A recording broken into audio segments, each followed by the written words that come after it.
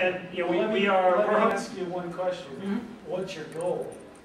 Like, what's your first goal through comics that you want to do? That's going to come down to kind of the individual people. I mean, in our group, we range from people who are doing this as a hobby, you know, because we've always wanted to people who are trying to use this as a jumping off point to break into the industry. And kind of, you know, in as much as we have a mission statement for 7000 BC, it's part of it's just to get our stuff sold outside of New Mexico. And so we're trying to just get exposure in a lot of cases. And we've have an independent sales rep, some of us are in Haven, that you mentioned before. But I'm just kind of interested to see what people are doing to get their stuff out there, and I'd like to hear from the webcomics folks, so like what kind of exposure you're getting, you know, on the web, because we have a web presence that's tough to maintain, so things fall behind, and you know, it kind of feeds on itself. It's like, well, web's not worth keeping up because, well, it's because you're not updating it, but you know, it's not worth updating because no one's looking at it. So I just toss that out to the crowd, you know, and speak from your experience, you know, in various professional or self-published things. You know, what do you do to get your books in people's hands? Well, conventions are great for exposure, especially for a webcomic. I know my director says that when he goes to a con, you know, you'll see an increase in hits on the website. But it basically boils down to money. The good side of that is in the capitalist system, anybody with money can play the game. But yeah. So you have to say, is this what I want to do with my money? I might not ever see it again. But yeah, if you want to get into Diamond, you just pay them a bunch of money. Okay, it's not that simple. Right. Quality, you have to bend your style, whatever, to meet their standard. Well, I think also we, as creators, we get sucked into this idea that there's one way to make comics, and that is, I've got to get published with Dark Horse, Marvel, DC, Image, somebody like that. And that's our ultimate goal. And I think a lot of new creators start out that way. Like, this is what I want to do. I want to draw comics, so I have to work with these people. And use Diamond as my distributor and so forth. And that is a large part, obviously, of the industry we're in. But there's a lot of different avenues, like mini comics, for example, which a lot of us here are doing, have at our tables. You know, not so much these days, but you know, in the 90s, like during the comics boom, there was a huge underground movement of mini comics, and people still today will, you know, subscribe to just regular guys drawing comics, old-fashioned way, photocopying them, stapling them together, ship them out, you know, and it's sort of an underground movement. And webcomics, I think, has kind of taken on a similar aspect of that because we don't work within the system. And that's like Lee mentioned, you know, con is a great way. That's kind of the establishment still. Go to the con, you can get most normal comic book readers who will go there and read your stuff. But the web's an interesting thing too, in the sense that most, at least from what I've perceived, most successful webcomics actually grow their own base. They don't do cons right off, but you know, they have forums. Like Squidworks, or for like podcasts, like if you listen to Jason's Fanboy Face Off or stuff, they have forums and basically communities that grow, and that's how they move. So you know, somebody hears about this through the forums or hears a podcast, they go check it out, they've got a fan, and it grows that way. So I think that we're only tied into the establishment of the con or the big publisher by our own preconceived notions. I mean, because really, any one of us with enough will hopefully have talent to, you know, keep everyone's interest in what you're doing. But you can make that push to do your own thing, whether it be, you know, doing the business aspect, starting a company, doing publishing, you know, doing what you guys are doing with a nonprofit organization, stands more of a group. You know, we're kind of a club, really. We have our staff meetings at Chipotle,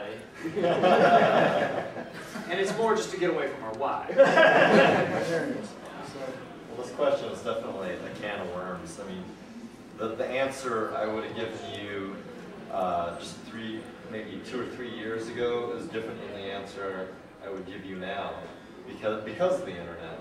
and because of things that have changed with Diamond, you know, there's a lot of people that argue that the convention is the only place that a lot of these independent publishers, even bigger names, make money during the course of the year because of Diamond's new policies.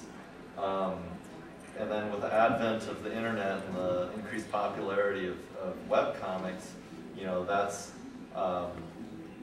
it's opening up new avenues for getting your work out there. I mean, you know, Squidworks, you know, we started off as a collective of self-published comic creators, but we have more creators now that are webcomics artists for a reason, and it's because things are changing.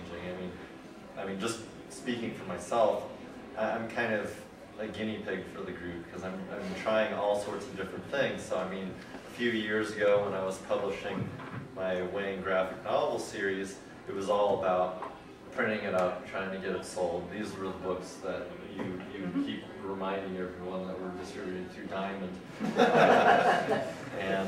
With an amount of bitterness, I'll just add that. Well, and on my part too, because, you know, the whole idea that if you throw money at Diamond, then they'll listen to you, or that you can get in, is not true, because I actually, you know, kind of baited them with the whole carrot about, well, let me know what your advertising rates are and things like that, because I want to run an ad for this book. Well, they didn't even tell me that it was even accepted in their book, and like, oh yeah, it ran in this month's previews. I'm like, what? I was like, well, thanks for letting me know and letting me get out to all the retailers that I want to know that this book is going to be carried, and I want to give them the, you know, order number and everything like that. But by then, almost all of the retailers had to have already submitted their orders, and so yeah, I'm not going to go off on that. How many people know what Diamond is? Is everybody? This could be very confusing. No, that's a good point. I mean, I was doing my own self-publishing thing for years before I even caught on to Diamond. And it was at the urging of our local comic shop creator. It's like, it never occurred to me, and that became my thing. And I was rejected, and that just bummed me out for, well, it was a 24-hour comic day. Luckily, I was rejected, so I didn't really, it didn't fall through. Diamond is basically the company that controls all the distribution of comic books, basically. Yeah, they have the monopoly. Yeah, and they have a monopoly, and it's among the interesting things, and, you know, kind of like to toss out to you, what, you know, it's almost a follow-up on what you were saying about dealing with comic shops directly. Is we have one comic shop in Santa Fe. It's the size of this room is everything they have. I mean, you know, includes their storage, their bathroom, their parking. But just kind of talking through with them, and you know, it's a small operation. You know, it's a shoestring thing, and they quite simply cannot deal with ordering from anyone but Diamond. It's like, even if there were an alternative, they don't have the time to deal with it. And so it's like Diamond has become, you know, not a monopoly, even, you know, necessarily in the legal sense, but just kind of de facto, because they consume everyone's time, and they have the system, and it's just kind of an interesting problem. And it's kind of like, you know, hey, there's a business. You know, maybe there's a small press distributing business, which I'm dealing with a couple of companies that do that. But you know, how do people get into their shops? I mean, you know, a lot of people know locals. Unfortunately, you know, like I said, we're huge in our 3 local shops in our state. You know, we're great there. But you know, the relationships with people's comic shops and where that goes from where.